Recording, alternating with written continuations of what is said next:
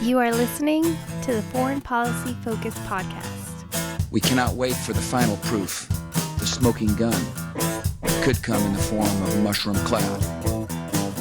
Haven't you driven enough people from their homes already? Bulldoze their villages, seize their property and their laws. They had no part in making it. Now working in Libya with friends and allies, we've demonstrated what collective action can achieve in the 21st century. Now the host of the show, Kyle Inslee.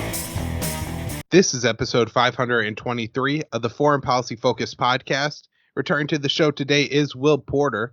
Will is a staff writer over at RT with bylines at antiwar.com, consortiumnews.com, and the Libertarian Institute, where you find this show and the daily news roundup that I write on the homepage. Will, welcome back to the show. How you doing today?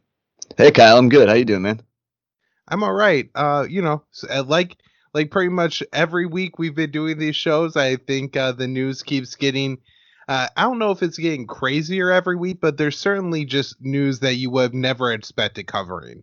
And for as much as, the 2012 NDAA signed by Obama certainly signaled what we're seeing, on the streets in Portland now. And I'm sure about since the time that happened, me and you have been talking about like, hey, there's a real risk that unmarked federal agents just go around and start disappearing people. Fortunately, they're not being disappeared, just picked up for a couple hours, most of the time not charged and dropped back off. But it's a very disturbing intimidation tactic going on in Portland against the protesters. And so I thought we, really should take some time to keep talking about this issue on the show and covering it, especially because, such a central part of this issue is what, I think we talk about when we mean the wars, coming home, and the real risk to Americans of having these endless wars, of course, is that eventually it's going to blow up in our face and end up in our streets. And we're going to be the ones, thrown in the Guantanamo Bays and the Abu Ghrabs and the salt pits and all that. So Will, tell us a little bit about the updates, mainly from the past week, because I think we talked about this either last Monday or the Friday before on the show. But what's been happening in Portland, and just how bad is the crackdown there getting? Yeah, sure. So yeah, as you said, we did cover this a little bit last week. In Portland, where there's a bunch of different federal agencies going around to deal with these protesters. I think there's like 4 different agencies deployed there, in addition to the local police to deal with these demonstrations. And as we pointed out last time, the cops there have been fairly heavy-handed in taking on these protesters. There's been a lot of footage of that. We've seen some pretty grisly stuff. The guy getting shot in the face with the tear gas canister, as well as sort of the more like alarming and Orwellian-looking scenes of unmarked vehicles coming up and snatching people and all this stuff. So those things have been, it's all fairly disturbing. However, on top of all that stuff, there's also been a lot of complaints recently about the local cops and the feds there targeting journalists and legal observers there in Portland. Either arresting them or attacking them with their batons or, riot control munitions or destroying their equipment, things like that. So in June, because of this, the ACLU and a local newspaper there actually filed a lawsuit over the police and their treatment of journalists. First, that was just against the city, but they were later able to expand that lawsuit to the federal agencies once they were deployed in Portland. And now last week, we have a development in that case. The federal judge has actually ruled in the favor of the plaintiffs, and he's issued a restraining order against the feds, saying that they're not allowed to arrest or use force against the reporters or legal observers doing their job there, at these protests. And a few weeks ago, the same judge actually issued a similar order for the local police, too. So now this restraining order applies to, all the cops on the ground in Portland. And, I don't think it's extremely likely they're going to, abide by this restraining order to a T. I mean, who's going to make them? It's the cops we're talking about, after all. And you would think it's pretty obvious, too, that, the cops should not be attacking people who are non-threatening, and they shouldn't be arresting people without probable cause.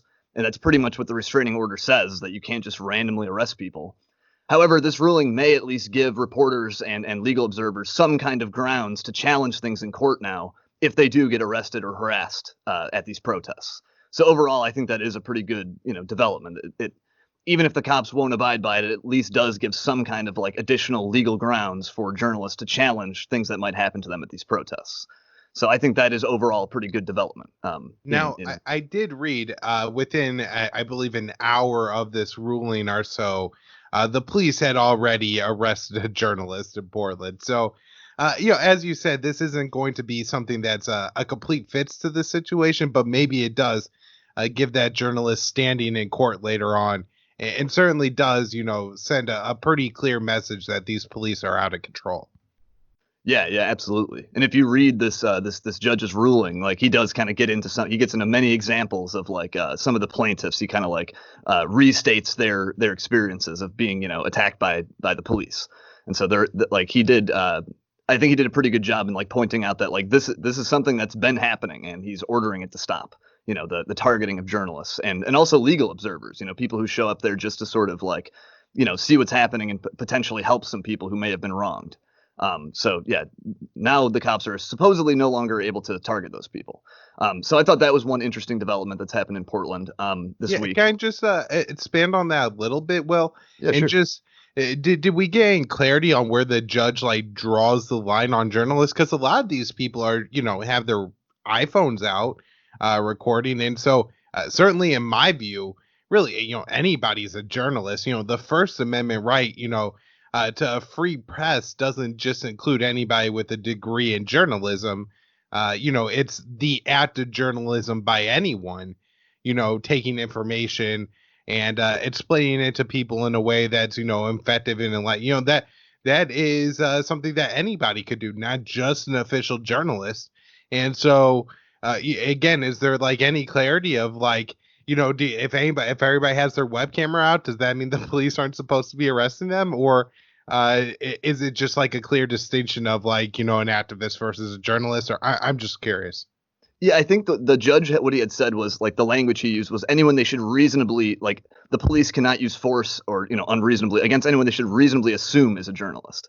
And so, that might not apply to anyone who happens to be holding an iPhone, just to film things. Like it might have to be somebody who is like wearing some kind of press identifier. In the case of the legal they're observers, dressed like, in like the blue, like in Gaza or in Israel that you would see and have like a helmet on or something. Like, I mean, like, I think the police could really take that and stretch it to the level of absurdity that like, if you don't have like, a big CNN sign across your back, then you're, not a journalist. And which would certainly be problematic because, I know that Michael Tracy, who's a pretty, solid independent journalist, and, I don't agree with everything that guy has to say, but I do think, he's somebody who's just going around giving his honest opinion and take on what's happening right now, is out there just with his iPhone. But certainly he's like a journalist and gets published, like even in the mainstream media outlets, even though he's certainly more part of the alternative media crowd. So, you know what? I feel like that's standard, especially in the age of, coronavirus where everybody's wearing like different kinds of masks. And you know what I mean? I just feel like it's got to be pretty hard for the police to actually distinguish between who's just some guy walking around and who's a journalist. And so, again, I'm sure they're just going to use that ambiguity to the like fullest extent to make it so that they could just about arrest anyone, no matter how obvious it is that they are a journalist. Yeah, I mean, I can absolutely see the police like really pushing this like distinction, trying to say, oh, well, he wasn't clearly identified. We shouldn't have reasonably thought he was a journalist. And like in the case of legal observers, I think it is a little easier because they have these like special jackets they wear. The ACLU has, they're like green or blue or something that like clearly identifies them. It's like a standard thing legal observers wear apparently. So that's a little easier. But yeah, with reporters, it is sort of like, I can see the cops very easily saying, well, they weren't wearing like a very clear press identifier thing. However, we've seen a lot of cases where people are wearing clear press identifiers. They have either a helmet on that says press or a flak jacket or, whatever kind of gear they have on that clearly says press. And we still see police targeting them and stuff. So even that, doesn't seem to help. But I could certainly see in future cases like, after this restraining order has been imposed, I could see the cops trying to get around it by saying, oh, well, he wasn't clearly marked as a journalist. Right. So I think you had some other observations about Portland that you wanted to get into dealing with the UN. Yeah. There's another interesting development this week with the UN has actually now weighed into the situation in Portland.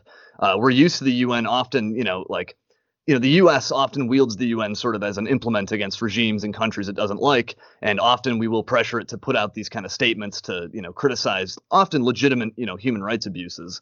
However, now it's kind of ironic because the shoe is sort of on the other foot. And the UN's Human Rights Office, the Office for the High Commissioner of Human Rights, so the OHCHR, their spokesman came out last week and gave a statement basically condemning the actions of the police in Portland, and the feds, of course, too. They were condemning basically the arbitrary arrests of not only protesters, but of reporters, and the unnecessary use of force. Some of the stuff that we've sort of been talking about, like, that guy getting shot in the face with a tear gas canister pretty deliberately.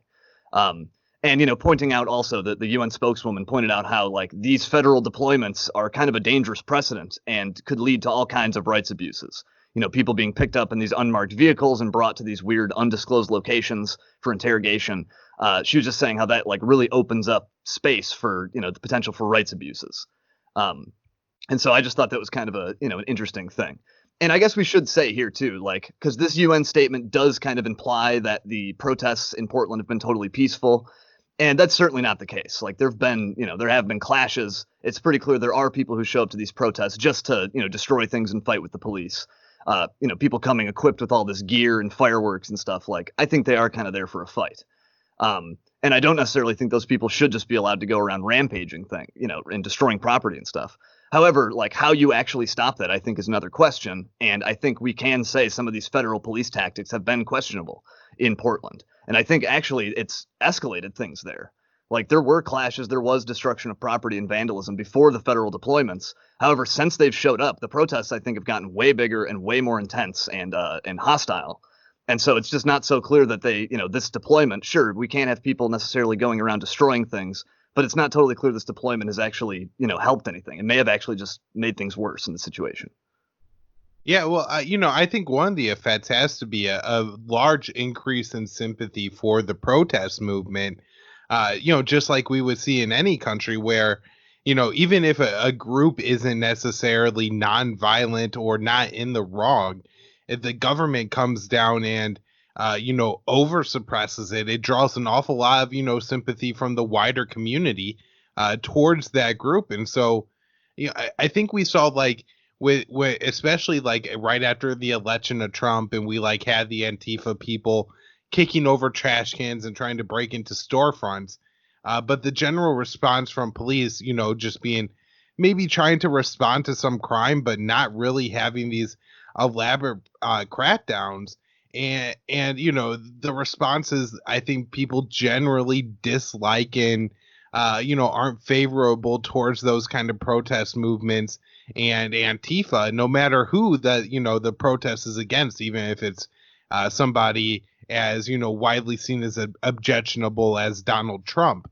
And so I think, so when we look at this, it seems trivial that people are complaining about vandalism and, throwing, Brits through storefronts, as bad as that is, when the other side, there's nearly unmarked police picking people up off the street, throwing them in unmarked cars, driving them around for a couple hours, interrogating them and dropping them back off. Also, the level of violence used by police, especially directed towards these young women, is just shocking. And, for a lot of people, especially men, there's nothing a greater turnoff than violence against women. And so no matter how much damage, property damage Antifa does to the community, it's always going to be seen by a lot of people as worse if, one cop throws one girl to the ground, in a violent and unnecessary way. And so I think, Trump has really got himself in an escalation paradox now, where his escalations are met with escalations, and the solution is to de-escalate, but in Washington, D.C., de-escalation is never the option. Right. And one last thing I'll say here, too, is like, one of the arguments that's been made is that, for the necessity of this federal deployment is that, the local officials aren't doing anything about this at all. Like, some of these Democratic city administrations are siding with the protesters, and the police is, their hands are tied and all this stuff. However, I'm not so sure if that really applies in Portland. I mean, we can go back and find all kinds of footage of the police being fairly heavy-handed before the federal deployment. So it's not as if the police just were doing nothing and sitting on their hands and letting this all happen, as some people are saying. And then since you've had this federal deployment, it hasn't stopped the protests. So it's clearly that has not yet been the answer. If the argument is that, oh, we needed this federal deployment to go in and put down this protest, well, okay, they're still going on and they're more intense than ever. So it doesn't seem that's working. Right. There's a couple things about the Portland protests in general that I've observed over the past week. And one is that especially during the day, even people who are supportive of the Black Lives Matter protests are describing it more as a party. And I'm seeing this described by kind of the Tucker Carlson right too as a party. So I have I guess, with those two sides both agreeing that the atmosphere is like people are barbecuing and smoking weed, that's probably what's going on during the day. And so I had to imagine part of this, that people even there probably are unwilling to admit, is that people are just tired of being locked up and going out. And so it's probably a very easy situation to end up having a lot of people out at night. And then again, I think there's probably the case of a lot of people not having jobs right now.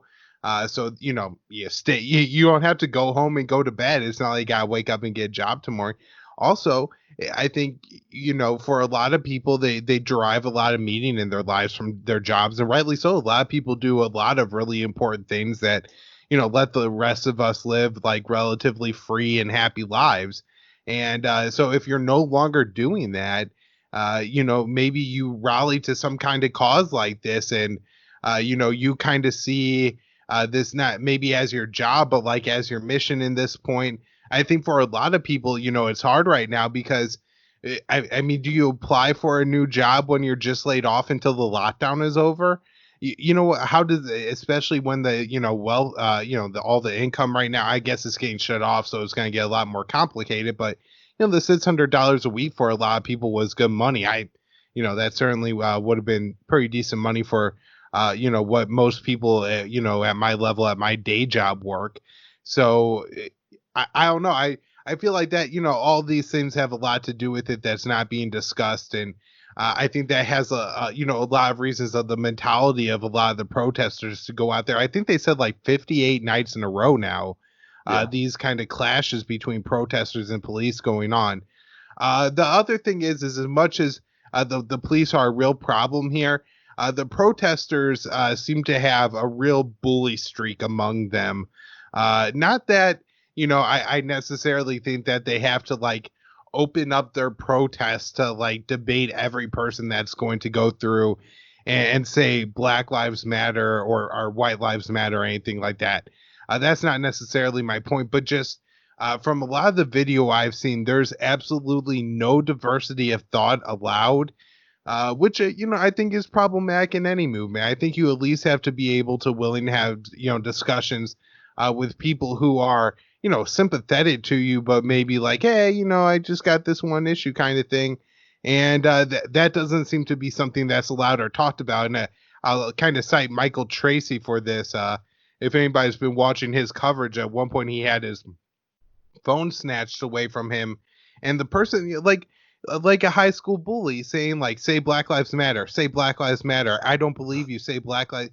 What I mean? It's like, the mean kid in class who would, take something from you and say, make you say like you're gay or something back in high school. Yeah, that's like the kind of level that some of these people are operating at. And so that's been disturbing to see. Also, I think you pointed out the fireworks and stuff like that. And I'm not saying this like as, like somebody like Tucker Carlson would, that, these things are like lethal force to somebody in body armor, like these police officers are. However, it seems like a couple of at least the people in the crowd are throwing things that are a little bit bigger than fireworks, and I think more resembling like dynamite or explosives. And so you're creating a situation where the cops are going to react to threats, and they're going to interpret more and more things as, more and more lethal, because I think there are like agent provocateurs around looking to provoke possibly a more tragic situation with the police right now. And so I don't know. I don't think I would be out on these streets at night. I think there's a lot of people on both sides here with some nefarious goals in mind, and that this isn't necessarily a recipe that I think is going to resolve itself. As I said, it looks like we're stuck in like a little bit of an escalation spiral, and maybe that's the way we transfer over here to talking about China, Will, and tell us about the recent escalations and a further decline in U.S. and Chinese diplomacy. Yeah, there's been all kinds of stuff going on with China lately, a lot of which you've covered on this show very diligently, I think. But last week we had a couple different incidents actually, but I think the biggest story probably is the U.S. shutting down the Chinese consulate in Houston, Texas. And that move, the White House claims, is all about protecting American intellectual property from Chinese spies. That was sort of like their justification for it. And that, of course, has been a fairly common refrain from the Trump administration for some time now, accusing the Chinese of stealing our intellectual property or secrets, whether that be technological or diplomatic or whatever. That's sort of been a common refrain. However, this is certainly not the Trump administration's first, expulsion of diplomats from a diplomatic facility. He's done it with Russians. He's done it, several times before. But this was nonetheless a pretty hostile move. They gave the diplomatic staff 72 hours to leave the facility. And less than an hour after they did leave on Friday, they actually sent in the State Department and a handful of other federal officials to go break into the former consulate. And so we had U.S. officials out there with power tools on Friday, like prying in and trying to wrench their way into this building. And they did. They successfully broke in. Clearly, they're trying to find some kind of sensitive, material or documents or something like that. I kind of doubt they found anything because just after the Chinese were ordered to leave the facility earlier this week, or last week, I should say, you could see the Chinese staff out in the courtyard of that facility burning documents and stuff. And so I doubt the U.S. officials found anything. And I don't think that's necessarily, nefarious that they're burning documents. I think that's probably a fairly standard thing that you do before you leave a facility like that. I don't think you leave behind all your documents and stuff. You dispose of that. However, this has already provoked a Chinese response. Beijing has now shut down a U.S. consulate in Chengdu, in sort of like south central China, where they also gave them 72 hours to leave. So now we sort of do have like, the phrase you just used, like a cycle of escalation, it seems here, with the consulates.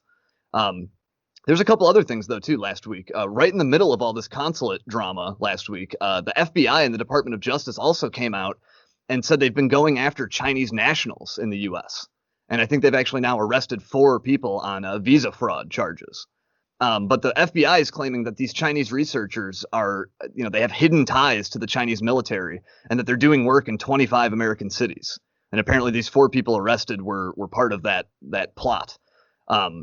And the FBI wasn't super specific on what these, researchers are allegedly doing, but the idea is that they've infiltrated our, institutions and they're somehow trying to steal secrets from us.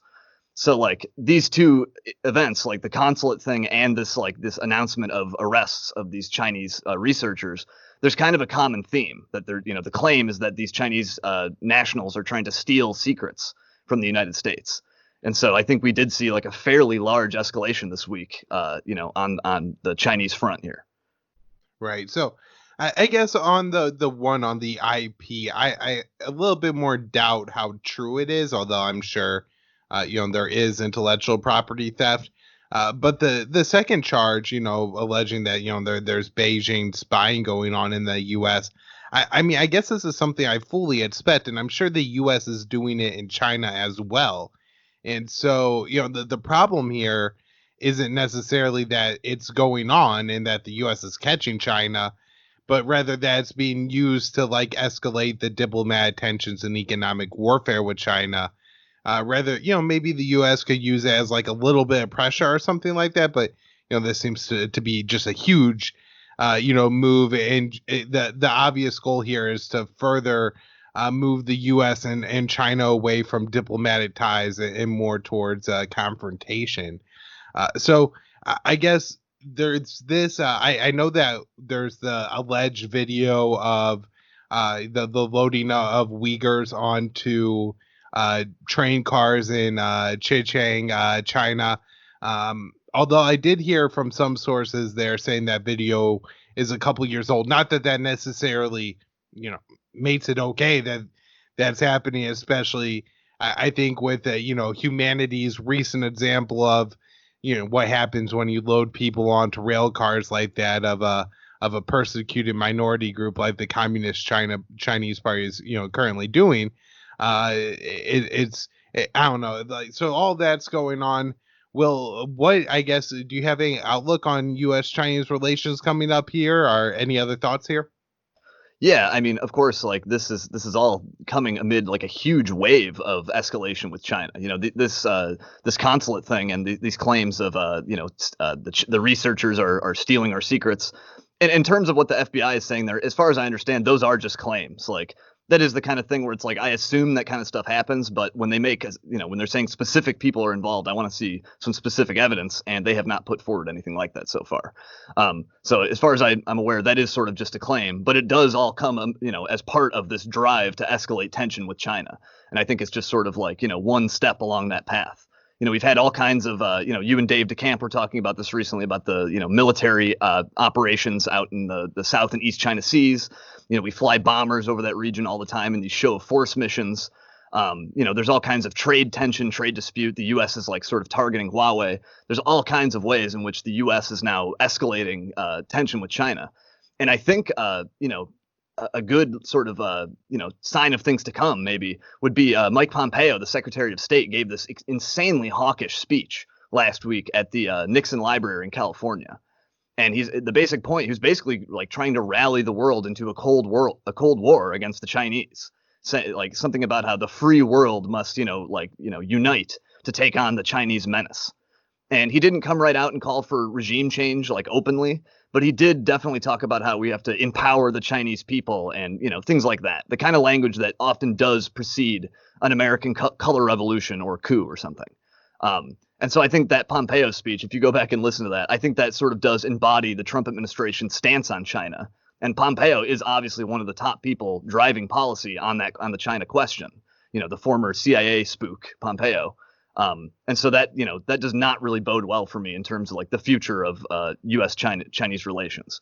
Now, I know Trump does like to sometimes leverage a lot of like, pressure and hawkish rhetoric and stuff to try to like strike a deal later. But I'm not sure if he has really, if he loses this upcoming election, I'm not sure he has time to do that. He may just, hand off to the next administration a really terrible U.S. Chinese relationship, which is obviously not good. Right. Well, in the Biden, at least campaign strategy so far is that Trump isn't hawkish enough against China. So right. Right. It doesn't look good. I think no matter how it develops here moving forward with China, the anti-Chinese rhetoric is, it almost worse than the anti-Russian rhetoric now, because at least the populists are good on Russia, where it seems like nobody but the libertarians, and then I think maybe the real true left, especially sometimes with like overly communist sympathies, have maybe an overly rosy picture of China. But if anybody's interested, you should all really read Dub Bandow writing on China, who nobody should accuse of being naive about China. He in all of his articles will go through in detail all the problems and the abuses with the CCP and everything like that. But at the same time, he'll be like, look, this is the U.S. strategic situation right now. The best solution for us is to take a more restrained foreign policy, and does a great job of explaining it. And so I don't know if people are looking for that. I definitely recommend reading Doug Bandow. So the next thing I kind of want to bring up, and it's pretty tied to this China issue, is that as the U.S. has waged its maximum pressure campaign against Iran, Iran has, I guess, developed this new policy of really trying to, develop closer ties with the other sanctioned countries. Most kind of famously recently, Iran has been shipping quite a bit of crude oil and some, manufacturing parts to Venezuela. Really struggling right now to pump their own oil. But far more significantly, and I think a little bit less covered, is this massive economic deal that the Iranians are preparing with the Chinese. And, the relationship between Iran and China is pretty deep. In fact, part of the reason why apparently the coronavirus outbreak was so bad initially in Iran was that there's a lot of kind of workers in Iran on all these, Chinese investment facilities that actually are from the Wuhan province of China. That I think just more of a coincidental situation, but at the same time, it was certainly problematic in Iran, at least to some extent. So, but this is a development tie that's building, and I know what's going to happen. Will is in 3 months, Washington's going to see Iran sign this deal with Beijing, and they're going to lose their minds and be like, oh my God, we had to do something because China is moving closer to the Ayatollah, and because of that, we have to add more sanctions. When they don't realize the only reason this happened in the first place is because of the sanctions. I think that Iranians would have been far happier doing business with German private companies than with the CCP, but no other choice. And so this is a situation. So I don't know, Will, what do you think about the U.S. maximum pressure campaign against Iran? How poorly is it going?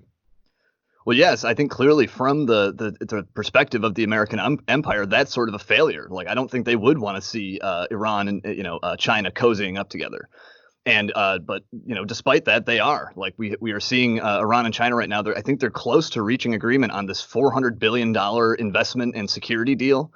It's like covers like 100 different projects where China's going to be investing into like Iranian infrastructure and airports and railways, and as well as other like industries like banking and telecoms and oil and all this stuff. And so, we are seeing, it seems pretty clear the American maximum pressure campaign is driving these two so-called adversaries closer together. Iran is having a sort of very difficult go of it right now. Their oil exports, like the maximum pressure campaign, has been successful in sort of decimating Iranian oil exports, and the government relies on those exports for revenues and stuff. And, there's also banking restrictions on Iran that really make it difficult for them to do business with the rest of the world.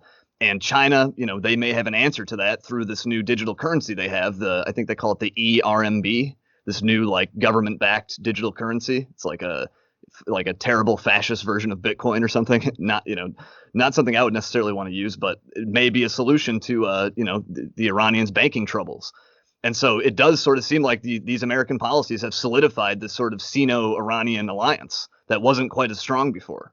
I mean, I know that China did invest in Iran previously, but I think this is with this new $400 billion deal we're seeing, this may, signify a stronger alliance. And personally, I don't think there's anything inherently wrong with greater cooperation between these two countries. Like, I don't have any real problem with it. But from the perspective of the U.S. empire, this is not a good development for them, but it is one of their own making nonetheless. Right. Well, it's very interesting because part of the kind of U.S. grand strategy in the Middle East all these years has been to control the oil flow, in part because, for China and all their, vast territory and, the Communist Party's control over all that land area, I guess they don't have a lot of energy resources. And of course, having 1.4 billion people now or so, you need a lot of energy. And so it's just unbelievable how, we spent all this time, and of course the strategy hasn't worked out. And also now it turns out that Russia is actually drilling Arctic oil and giving it to China. So, that whole strategy of fighting all these wars in the Middle East and hoping to freeze out China from the, oil market is completely blowing up in our face. Like I said, I definitely think the Iranians would have been far more interested in doing business with the Germans than doing business with the Chinese, but that's not allowed anymore because of U.S. sanctions. And so this is the result. The Iranian economy has been turned upside down a couple times in the past decade, by the U.S. and world sanctions, and, Trump snapping the sanctions back on Iran, despite the fact that they were following the nuclear deal, has been the unbelievable calamity, failure of a foreign policy, and it's achieved the exact opposite result that anybody could have possibly wanted. Rather than possibly, bringing Iran into like more of a Western orbit where they're doing business and having ties with companies like Airbus and Boeing and Siemens and all these great big Western industrial and tech companies. They're doing business with China, and it's all Donald Trump fault. John Bolton and Pompeo, I guess, get a good chunk of that blame too. Well, before we wrap here, though, I want to talk about this developing story with U.S. drone sales. And I think this is really important because, we're talking about putting drones in the hands of the Emiratis, the Saudis, and the Jordanians, which, for people who listen to this show, know that those governments all have quite a bit of blood on their hands. So tell us about this new weapon sales policy. Yeah. So on Friday, the Trump administration signed, or Trump himself signed, this new measure, which basically makes it easier for American arms dealers to hawk their military drones to foreign militaries, foreign states. And Trump modified something called the Missile Technology Control Regime, or the MTCR, which is sort of this like informal framework that governs missile sales and munition sales between 35 member states, most of which are U.S. allies, with maybe the exception of Russia. But this is sort of like the body of rules that governs how we sell missiles. And under this framework, under the MTCR, large drones are classified as cruise missiles, actually, or similarly to cruise missiles. And accordingly, they're regulated under like very, very tight export restrictions. There's what's called a presumed denial to sales, to selling these to countries that are looking to buy them. It was basically a blanket ban before. However, with this new rule change last Friday, drones that fly slower than 800 kilometers per hour have now been reclassified, and they're no longer under those same like tight controls. And so now it will be easier for arms producers to sell them overseas. And we're talking about some pretty serious equipment here. We're not like talking little drones.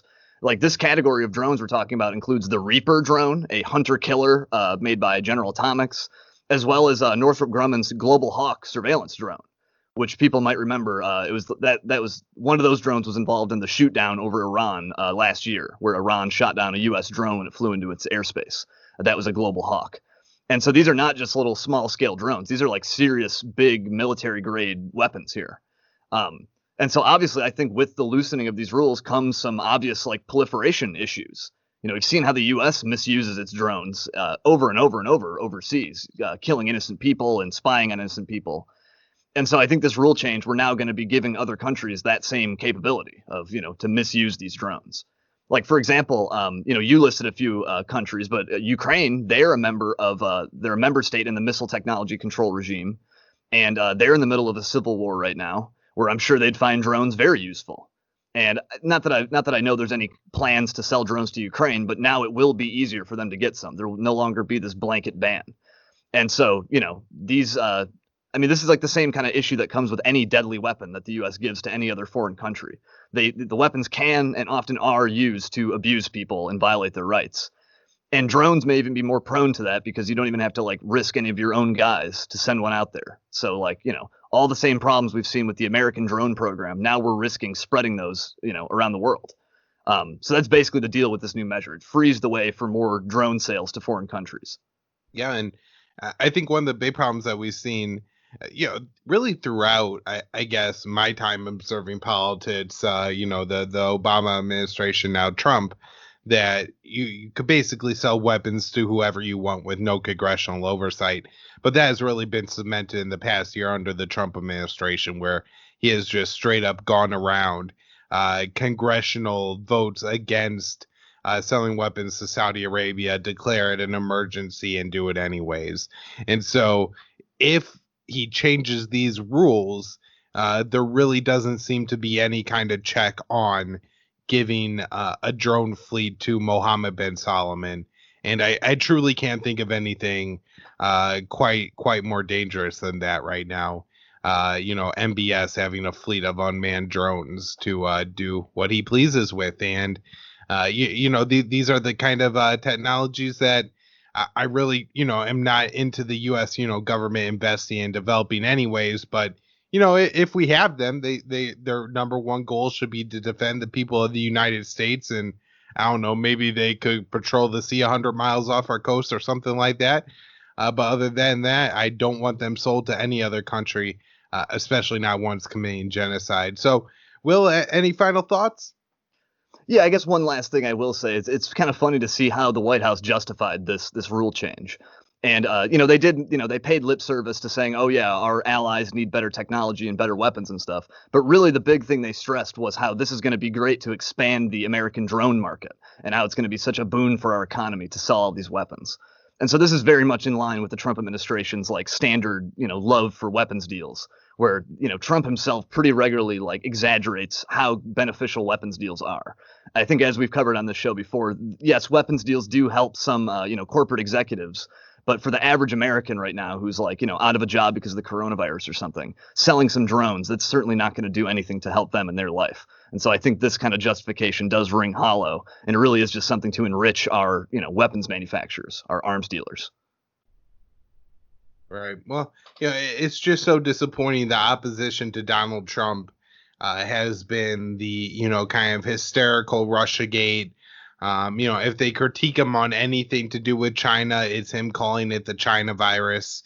And, just all the criticisms being so shallow when he's doing so much that's truly, scandalous and abusive. The connections between Raytheon and the White House are so deep that, the fact that this isn't, the conspiracy that Rachel Maddow is talking about every night is so disappointing.